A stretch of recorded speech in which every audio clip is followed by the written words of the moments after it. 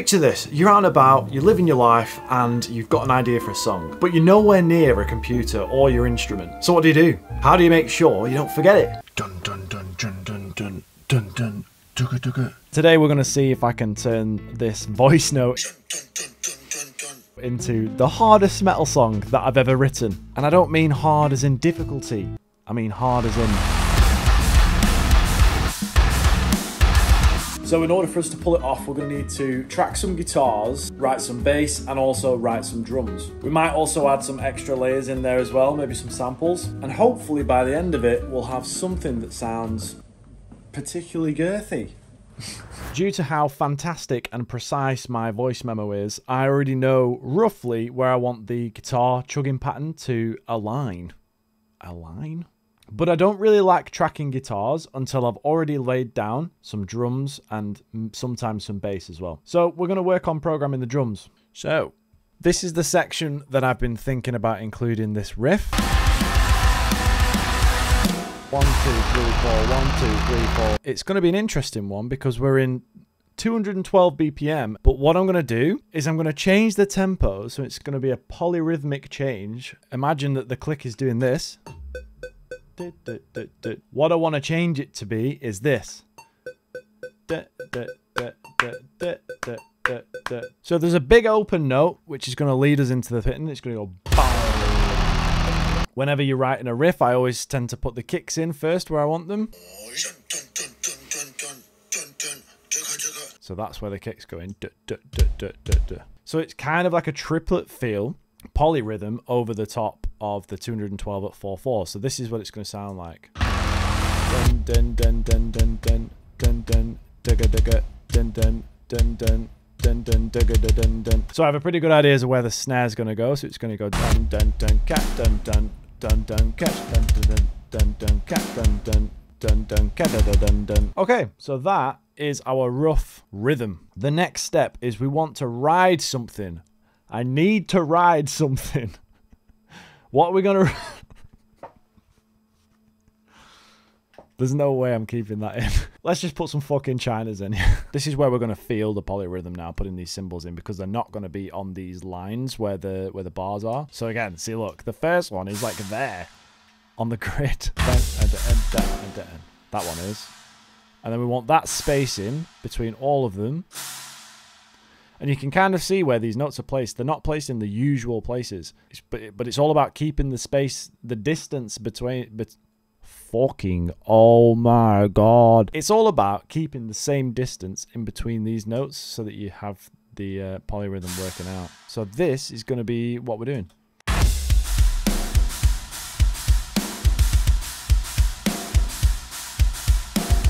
Right.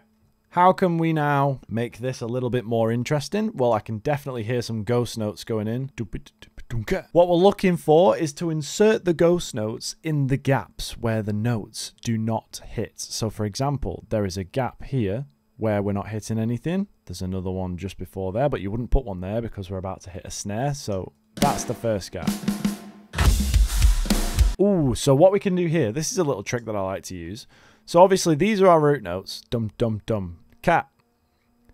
But I want to put another ghost note in before that snare hits. Dum.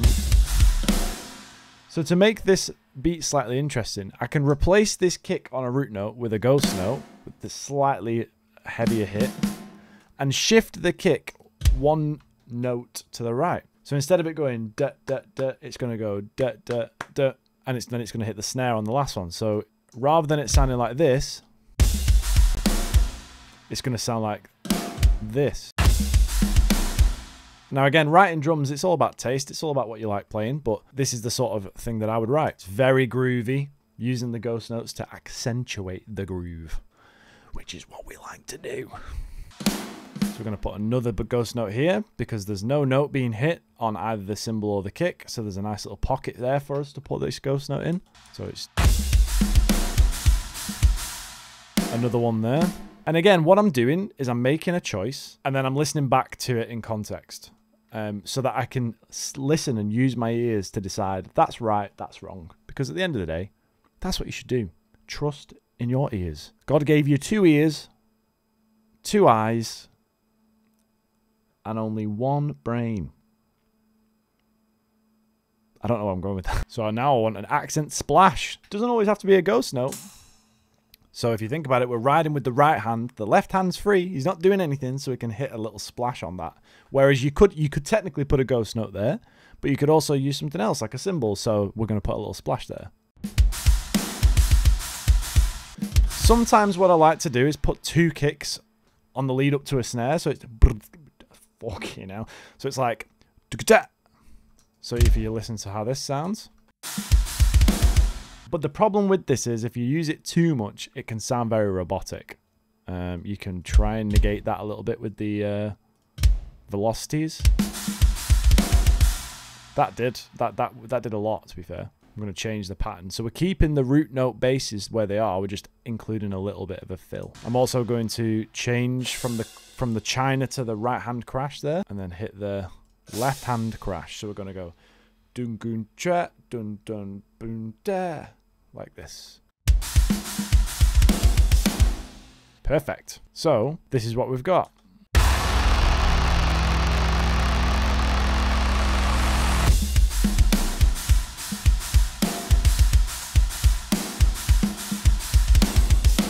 So that is so groovy. So now what we need to do is put some bass notes in there to highlight what we want to do. Now what I actually did on this riff, my guitar is tuned in A, but I've pitch shifted it down because that's what felt right. It felt right to go lower. It felt extremely right. So we went lower. Boom, C, D, E. It's an E. Holy shit, we're in E. My little technique for bass is copy the drum MIDI into the bass MIDI. And then you're halfway to making the bass notes be in the right position. Then it's just about altering the length of them. Okay, so those are the correct positions. Now I just need to make them the right length. So this is the bass.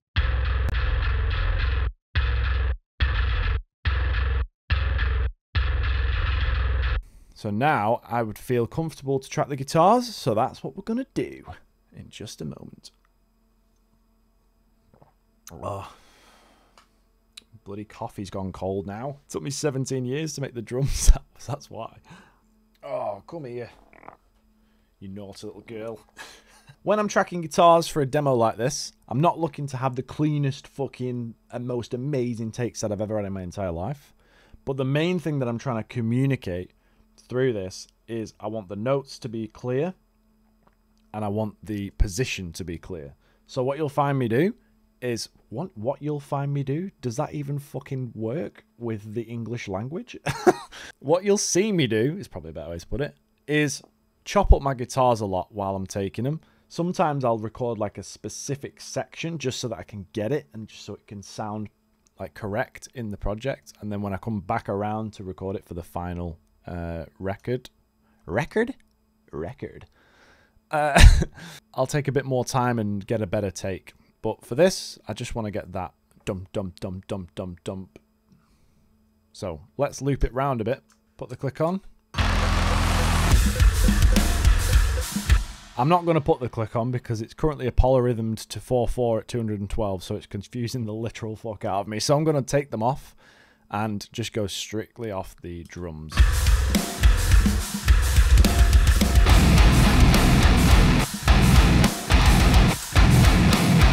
Okay.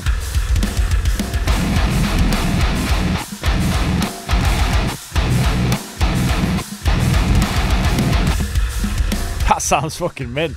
So the only bad thing about recording with a pitch shifter active is it can actually create like a small delay in your tone. So if you look here on the grid, you can actually see there's like a fucking, that must be like what? Like 2 millisecond delay or something. So I'm going to just shift that back so that the sound actually begins when I start playing it. And then what I'll do is chop this to literal fuck. So we're going to chop it there, there, because I want these chugs to be really tight to the notes. And then what I'll do is I'll go back to these. I'll extend them ever so slightly, maybe like a beat or just below a beat, and I'll fade them out. So that should make it sound pretty tight. Let's go again.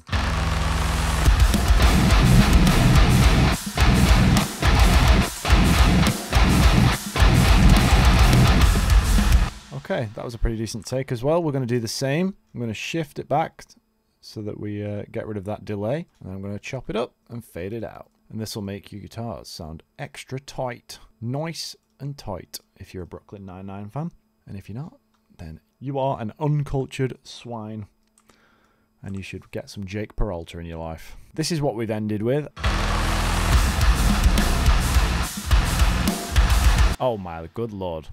So that is fucking sounding sick, to be fair. But we're going to work on this and see how we can make it more interesting and massive. I can see it going around again, but this time we're going to cut the first note out and we're going to fill it with something else. So I've actually had an idea. So on the second go round, I'm going to take this little chug out and leave room for a drum fill or maybe even a vocal fill. I'm thinking no bass, no kicks, and just cymbal fill. Oh, that's fucking zesty. That's got a bit of zest to it. Now I want to move that riff into more open space to give room for the vocalist and maybe some like little guitar-y style licks. So I'm thinking maybe we'll just copy and paste what we have and then delete some stuff and maybe make some. But what we're going to do here is to fill that gap, I'm going to write that little lick that's going to go in between the chugs, but I'm going to put it on a separate guitar channel and pan it all the way to left or maybe even right, or maybe we could alternate to give that diverse stereo, you know, experience.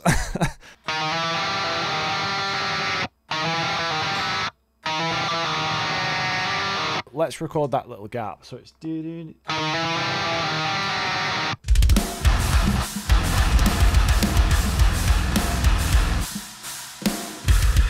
I just fucking missed it. I was gonna play it. I just fucking missed it, bro. That's fucking cool, that, to be fair. Maybe we could put it on some sort of crazy effect. I've currently got a wah effect, and I'm going to take that off. I'm going to put a rotary on, because a rotary guitar effect has been in theme for the whole album so far. Maybe it is just a fucking wah, because that sounded like complete shite, to be honest. Let's just put a wah pedal on it.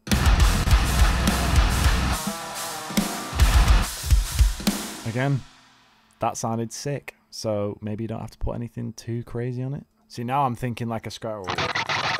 Wait.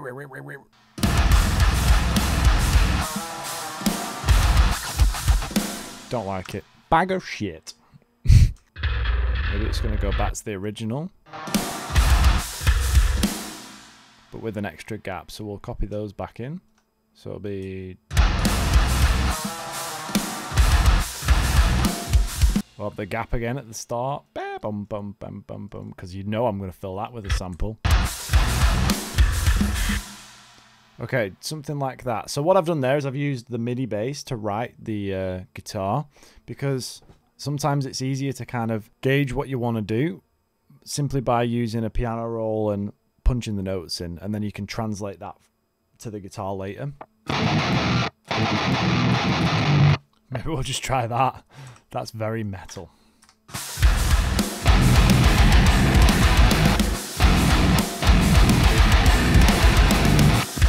Right, so now I've kind of placed where I want my chugging guitars to go, and now I need to fill these gaps, because at the moment it's sounding pretty boring.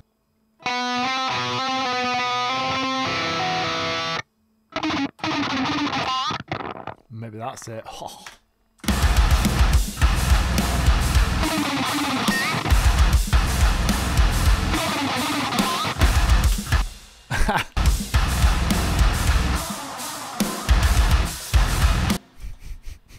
This is fucking stupid.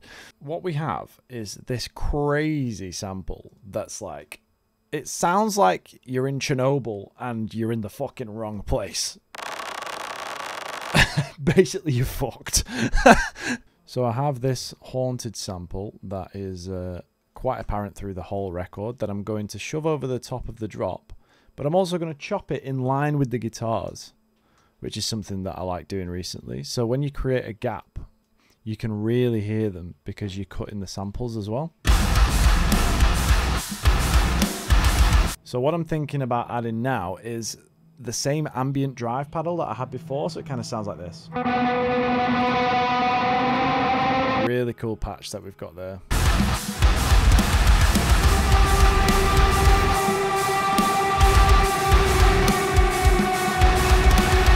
what was a simple chugging sort of like rhythm is starting to sound more interesting now as we add layers to it. Now the thing is, what you've got to remember is there's going to be some vocals going over the top of this as well eventually, so you do have to leave some gaps sometimes. So the last little tip to finish this thing off, right, so it's obviously a very palm mutey chuggy section, and I want to make those extra chuggy. So what we're going to do, we're going to layer some more guitars over the top. We're going to play the same thing that we played on the rhythm guitar, only we're going to drop it an entire octave and blend it into the tone.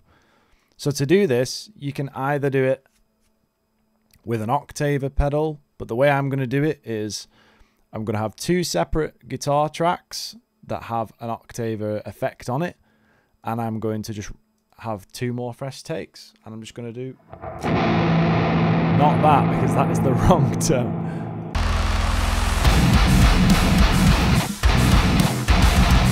First of all, we're going to shift everything a little bit because there is a delay. So I'm literally going to shift everything. Then I'm going to chop them up so that they're the same choppage.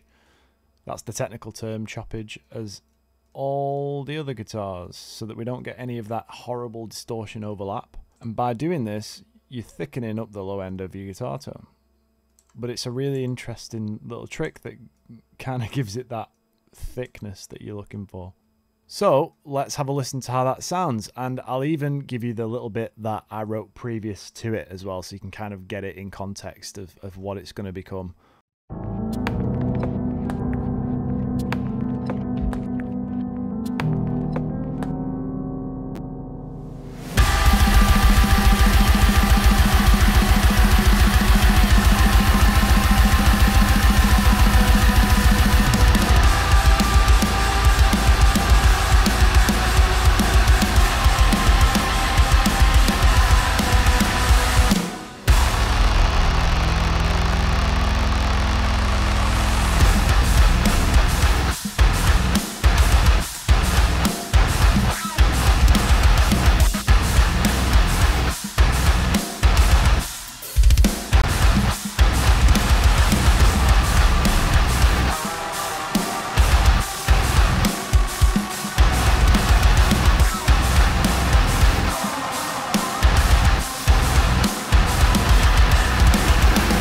And if you want to learn more about songwriting and music production, then check out this video. But otherwise, thanks for watching.